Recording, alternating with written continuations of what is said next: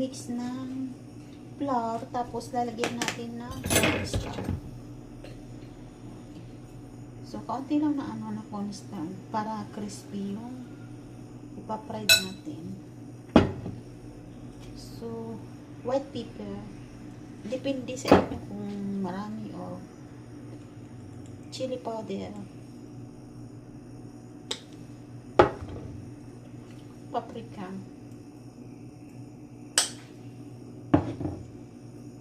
So, maglalagay tayo ng kaunting salt para mas malasa. At kaunting magic syrup. So, imimix natin siya.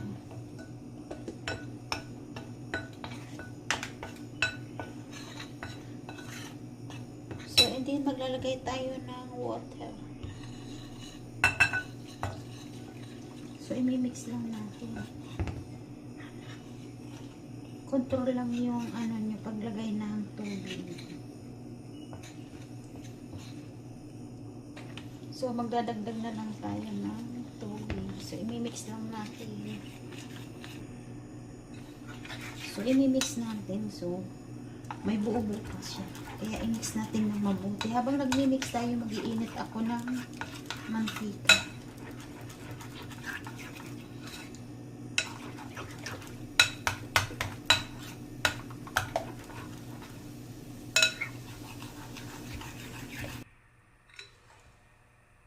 So, okay na siya. Ganyan siya kalapot. So, ilalagay natin yung sweet potato. So, imimix natin.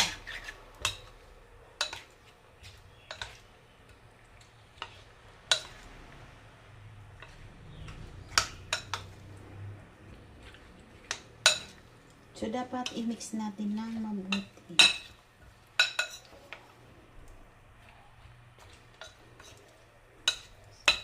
So, ipiprito na natin siya. So, ipapride na natin yung sweet potato. Ihulog natin one by one.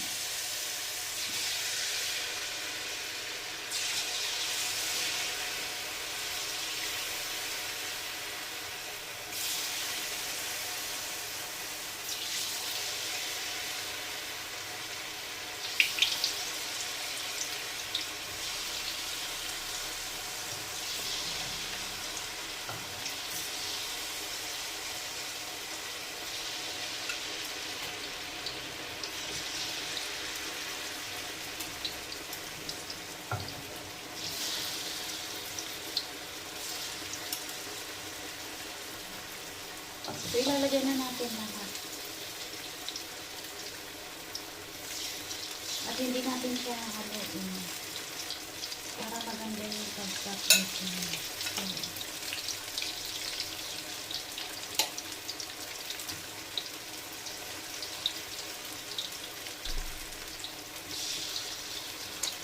So, okay. Lulutuin natin siya ng brown.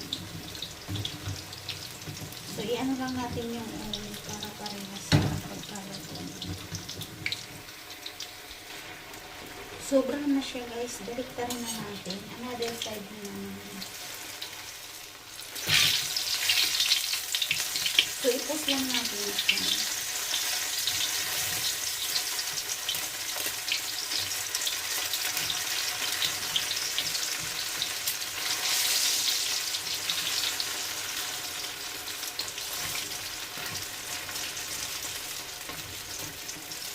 So, mamaya gagalawin natin siya para pantay yung pagkaluto niya.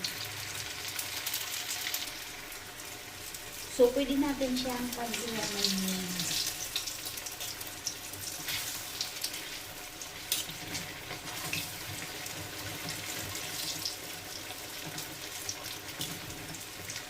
So, yung luto na, ilalagay natin sa tissue.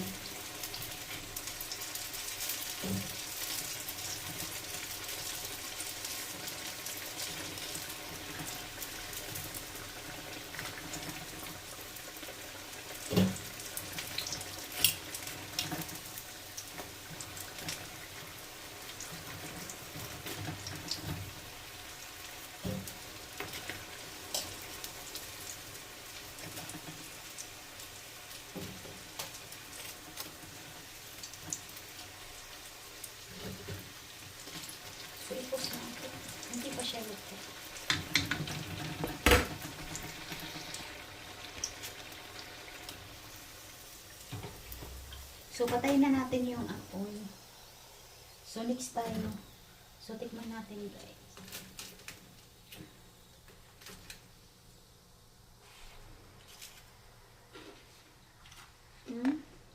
Crispy. So, next.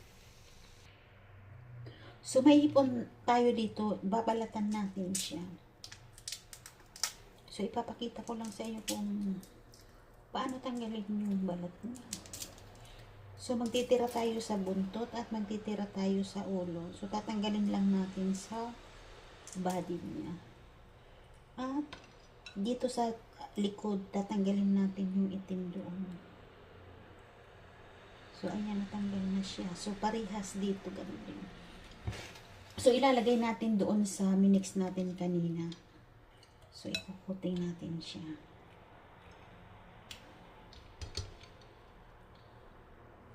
So, imimix natin siya. Imimix natin. So, 6 lang siya, guys. Tig-adalawa kami. 3 lang kami kumakain. So, tig-adalawa lang kami na hipo. So, imimix natin ang lahat. So, pagka-mix natin, maglalagay tayo ng breadcrumbs sa plate. So, maglalagay tayo ng bread. Kaunti lang. Para hindi masayang. So, igaganon natin siya, guys. At ilalagay natin yung hipon sa breadcrumb. So, kailangan lahat sila. So, ilagay na natin siya. So, ganito lang siya. So, ganun siya. Tapos, ipa-fry natin. So, dapat lahat natin para mabilis. So, next na.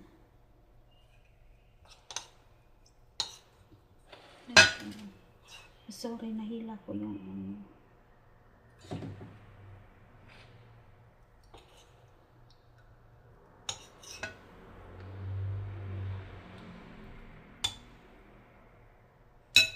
So, okay.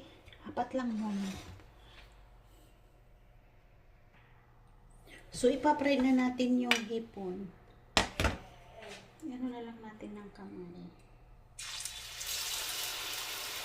So, ingat kayo pag ilagay yung hipon yung kamay nyo, ha?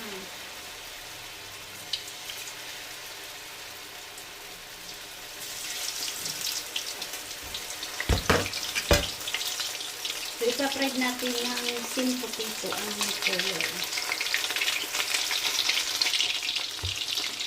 So, balik na rin natin.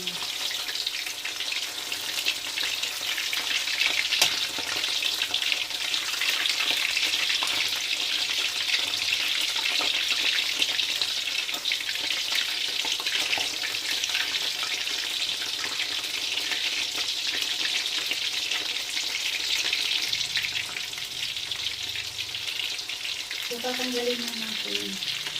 Itatabi lang natin sa sweet potato.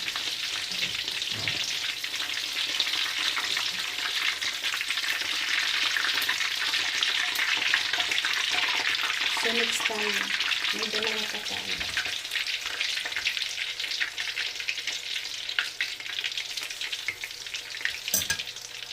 I-fry natin sin.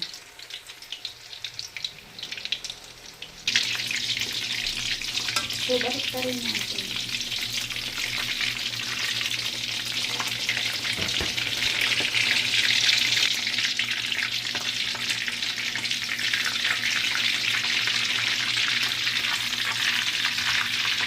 So, ilalagay natin sa plate.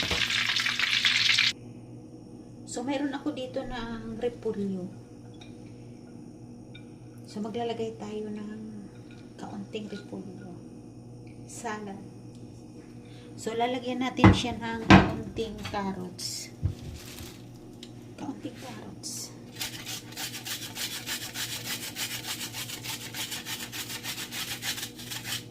So, okay na siya. Kaunti lang.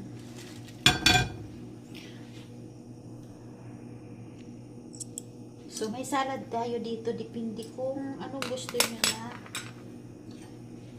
sauce. So, ito ang gagamitin ko na sauce. Kaya lang hindi ako maglalagay kasi baka ayaw nila. So, maglalagay ako ng kaunting black pepper with salt.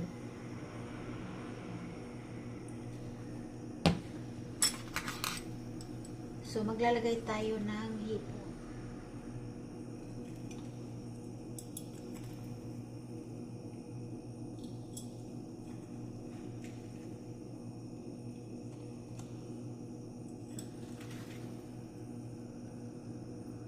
So, iraround lang natin yung hipon doon sa salad.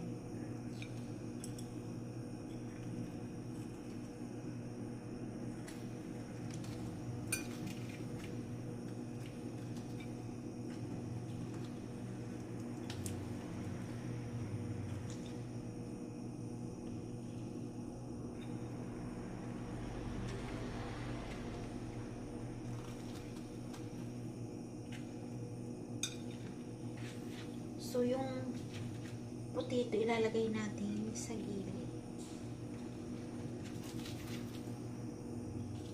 Kaunti lang, hindi wag masyadong marami.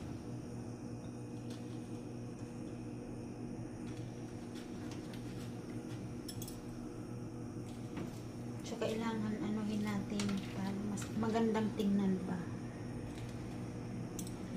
So, isa-isa lang para magandang tingnan ang iano natin. Ipapaikot natin siya.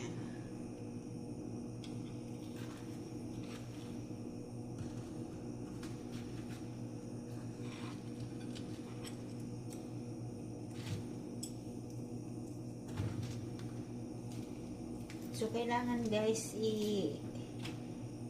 so, ganyan siya guys para magandang tingnan. So, ang kakain is matatakam-takam, diba?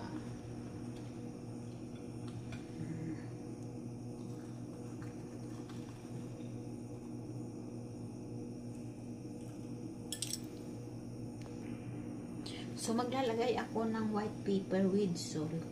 Kaunti lang.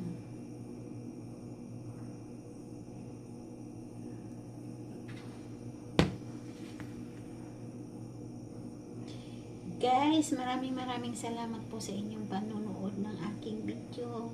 Thank you for watching. Bye-bye. God bless us all. Love you all, guys.